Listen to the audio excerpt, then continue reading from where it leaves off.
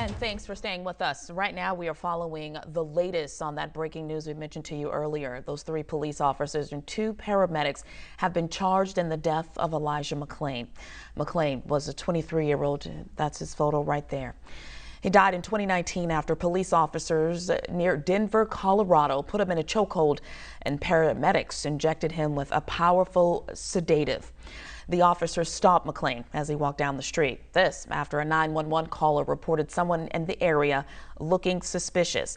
The officers and paramedics charged in this case are all charged with manslaughter and criminal negligent homicide. So we're going to find out what this all means, because this happened almost 2 years ago at this point. We're going to bring in our chief legal correspondent, Dr. Laura McNeal, to talk about the new developments. Dr. Laura, how did this all come about? This video, I mean, this incident happened 2 years ago.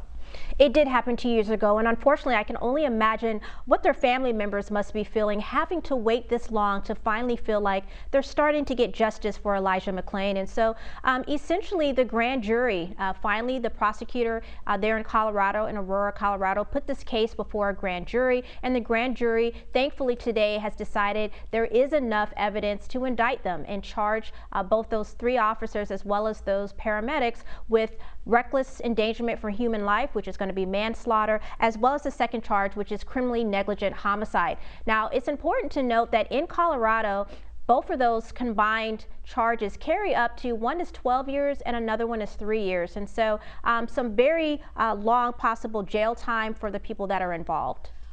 Dr. Laura, I want to ask you if this decision was based off the fact that Colorado, one of the only states that actually banned qualified immunity for police officers. Did that play a part in this decision?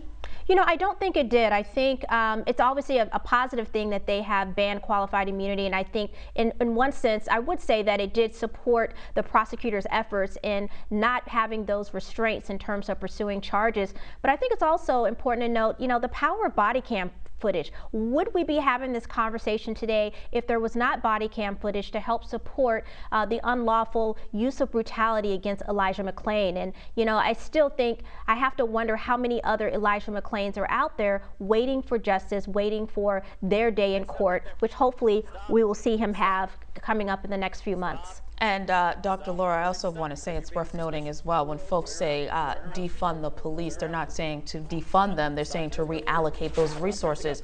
Because if I'm not mistaken, Elijah McClain actually had some developmental issues. Is that correct? He did. And, you know, one of the things that's so heartbreaking about this story is one of the last words he said is, "I'm just different." You know, essentially acknowledging, you know, that he does have some developmental issues, and the fact that the police officers were both untrained as well as just lacked the compassion to give him have a different approach in terms of how they treated him. It's also important to note, you know, he was a massage therapist, and people described him as a gentle introvert, not someone that was violent, not someone that, you know, would pose a threat to police officers. And that's what makes this so traumatic. That, Tashanea, is what makes people say, you know what, we do need to defund the police. We do need to have a mental health expert show up in these types of calls or be on the call when this happens, because police officers honestly aren't trained, and we've seen time and time again how their training using, again, excessive force or what they would on someone without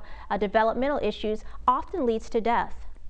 Dr. Laura, thank you so much. We know you'll stay on top of this story and bring us the latest developments.